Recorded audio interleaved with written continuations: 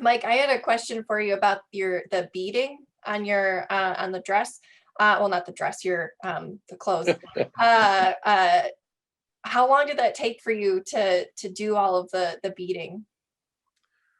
Well, the whole entire beaded outfit that I wear without the jacket took about a year.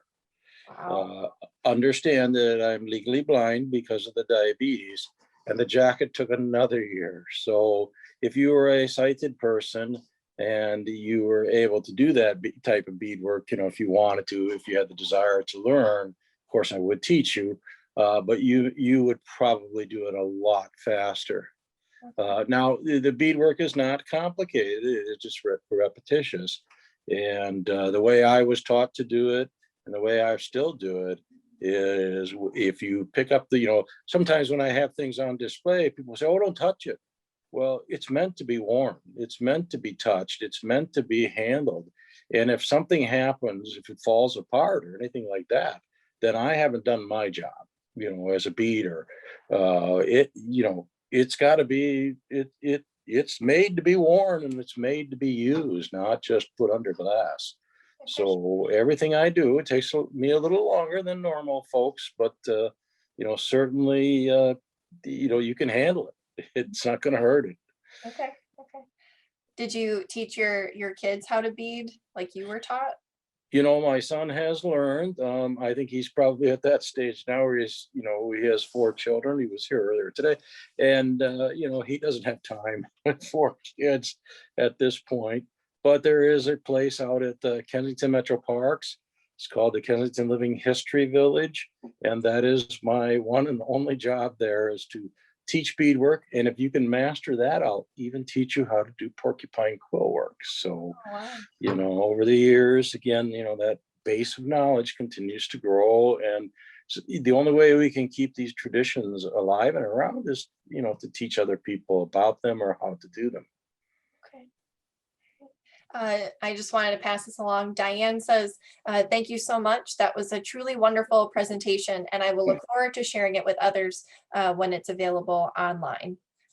So we, Well, I really appreciate that, Diane. It's kind of hard to, come out in a way like that. You don't know what you're going to get from other folks. And I hope everyone enjoys it. Mhm. Yes, I certainly learned a lot. I went to public school locally, and I didn't learn nearly as much about the indigenous populations as we should. We of course learned about the Trail of Tears, but that was, it's a brief chapter in a history textbook. It's not enough to fully learn what really happened. And so I'm grateful that you were willing to share stories of your ancestors and your people. A lot of folks, native folks, indigenous folks, First Nations, whatever we're going to call them today, they will dwell, just like any other race of people or people who have faced difficulty. They want to dwell on that. My personality and my outlook in the world is just that these are bad things that happen to really good people, but that happens all the time, in the world, even today. And we just have to move on and get over it. It's not forget it, it's remember it and celebrate the fact that we came through it. Mhm. And I mean, it could have been a genocide where we're talking that we don't know about the people that were here first. Our First Nations, they would be gone totally. And that's not the case. We are survivors, and we will be here. Yeah, yeah, that's good. Let's see. Oh, Gina says, so Gina, thanks Civic Center TV and for the opportunity to share your story on the Society's YouTube page. And she said that she only learned that there was Indian removal in this section of the country only a few years ago. She learned that. And she said that she saw a map at the DIA showing that the path that includes this area of the country. Yeah, the story there is very simple. I won't get into it. The tribes were we're often told that there are gifts. When they signed the treaties, we were given gifts for 10, 20 years, money, goods, because our land is gone and we were a little nomadic. We'd go to Sugar Bush, go to fish camp, things of those natures. And, ours, we ended up in, you have to understand there's no Mackinac Bridge. Right. We were told that we had to go through the UP to Minnesota in the dead of winter. Well, old people, our elders, our young and our sick and weak would not be able to make that journey. And when they got there, they were told, oh no, your gifts are not here. They're back in Michigan. And of course they weren't there either. So it's sort of a sad deception. And, but again, in my opinion, you can dwell on those things and be sad and, play the victim, or you can rise above it and be stronger because of it. And I think that's the course most Native people choose. So Denise also would like to express their thanks. She says talking about history includes revisiting painful memories. So thank you for your courage and gentle words. Thank you, Denise. Gina asked, can you talk about the Straits being sacred? Yeah, well, I don't know that they were sacred, but there are stories that even when the French first came here, they called it New France, we call it Canada, that it was controlled by the Anishinaabe, of course, because when you control the Mackinac Island, you control the Great Lakes, and controlling the Great Lakes opened up this whole fur trade the French were really interested in. The voyageurs, they were not weak individuals.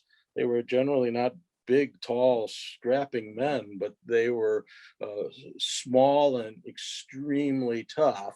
And the French, their nature was very, they came and they lived among us. They married into our tribes. Of course, they sort of had other marriages too, sometimes in Montreal and other places. But it was really the Anishinaabe until, we ended up being sickened by smallpox and other diseases, alcohol and things of those nature.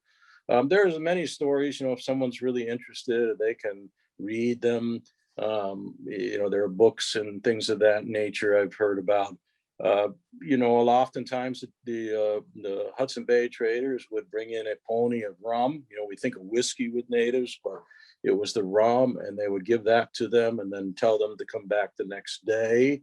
Of course, they were extremely sick by the alcohol and then taken advantage of to the point to where, they were they were in debt for the next year's pelts too. But again, you can dwell on those bad things, or you can rise above it. And besides, we got casino now. We're doing all right.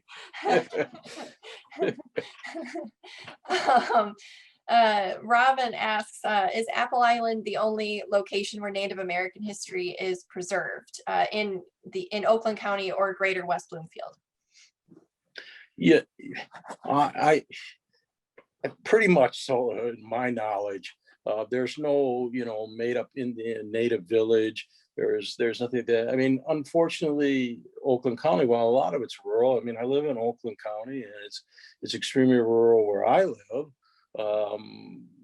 And this would have been the southern end of the Anishinaabe. We would have had other tribes here, like around where I live, there's Chief Tipsico, Tipsico Lake. Just look at a map of Michigan and you can see that the majority of lakes are native words, whether that's Wendat or, Anishinaabe or Shawnee, it could be any of the many tribes that were here. And remember, the fishing was outstanding and the hunting, everything was here that we needed to have a unique civilization. Plus, the way the Anishinaabe did it is that our clan system, we would marry outside of the tribe, but they would become part of our clan. So we could often call the clan together, whether it was the Pike clan or the Martin clan or, the Crane clan. And as a whole, the tribe could call these people together for defense purposes. So we were a very, very powerful tribe, again, until, disease and alcoholism and some of the, plagues that hit our people. The Anishinaabe were very, very proud, and still are, very proud people. All right. Gina, did you have anything that you'd like to add? Oh, you're still muted. I'm typing it right now. Okay. Whoops.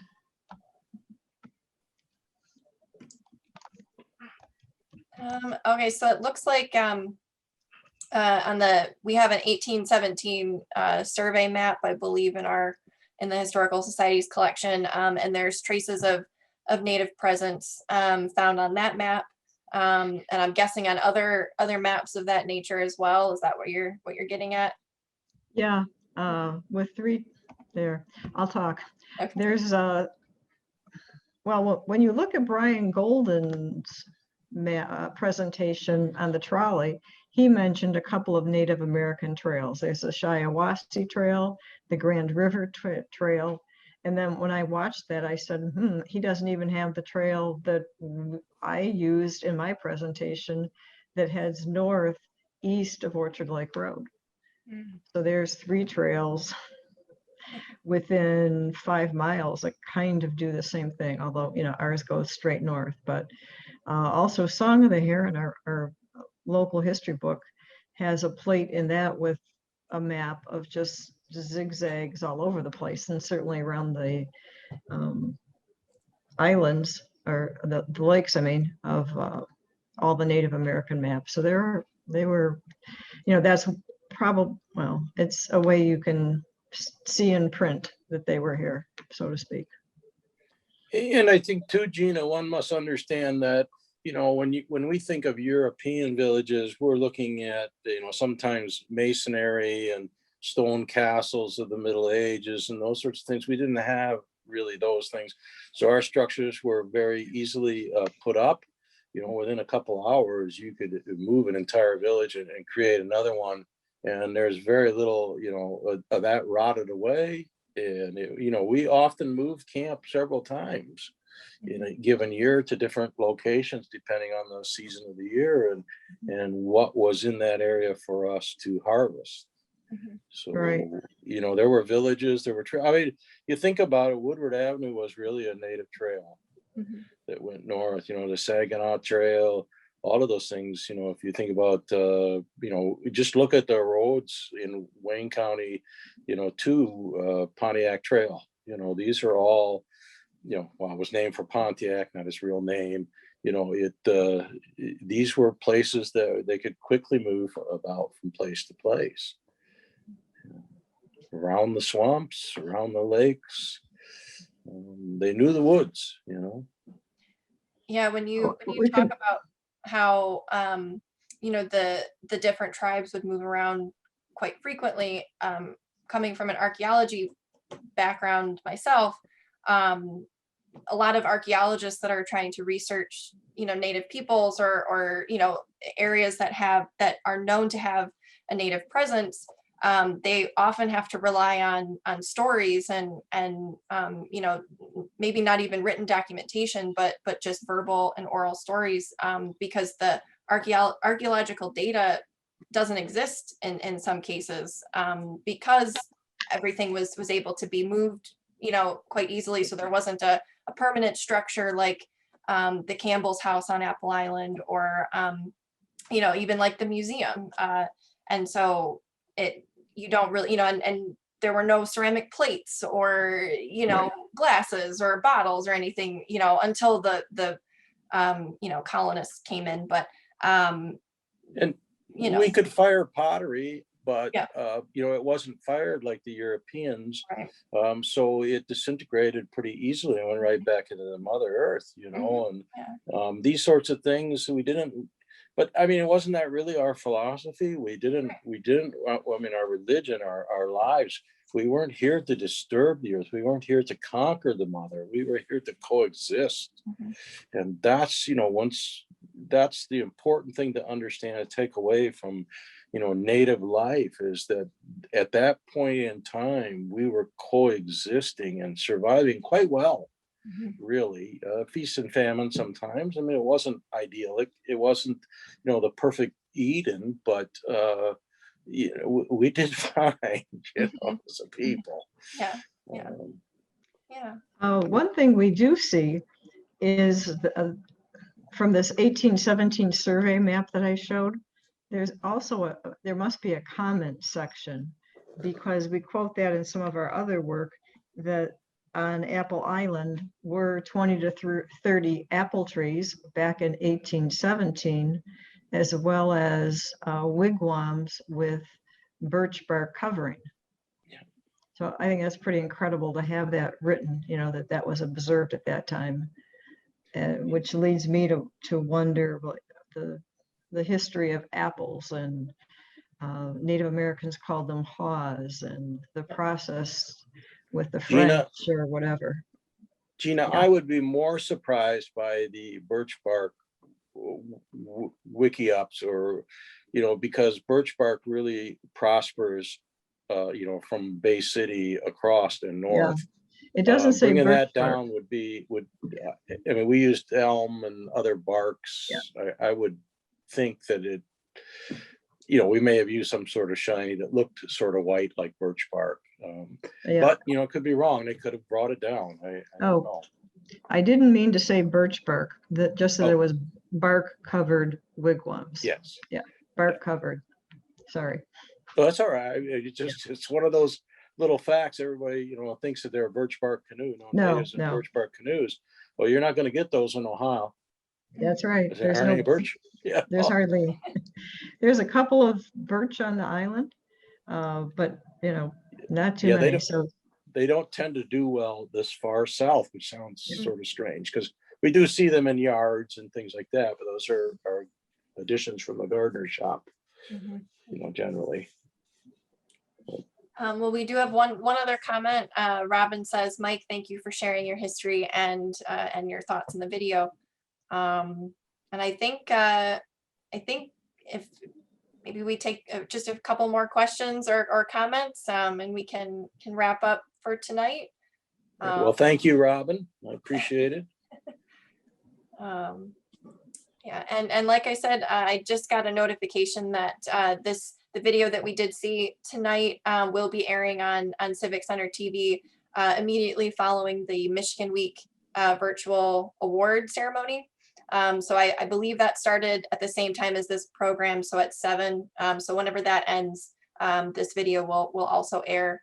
And then I believe once this recording gets delivered to Tyler, they'll air an extended version with this question and answer portion later in the near future. A date to be determined.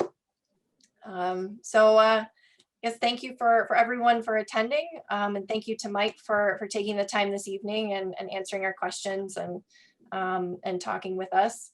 Right before we leave, I just wanted to let everybody know, since we've been talking about Apple Island so much, to remind everyone that we are doing virtual Apple Island tours this year. We're very excited to take you back to the island, even if it's virtual. We're excited to go back. And we've got some presentations by Mike and by Jeannot, our other presenter on the island, along with some of our volunteer docents. And a virtual tour of the island that was created for one of our open houses in September. So we're very excited to share it. This year, the tours are going to be free the second weekend in June. All of that information, along with the links to the Zoom programs, are all on our website. So feel free to share that with as many people as you'd like. If there's people who like to visit the island or haven't been able to, this is a great opportunity to visit it from your home. So we hope to see you there. And thank you again to Mike and to Jolie for hosting with the library. And I think that will conclude our presentation tonight. Miigwech, everybody, miigwech. Thank you. Thank you for watching. Please support Greater West Bloomfield Historical Society efforts at gwbhs.org. Thank you.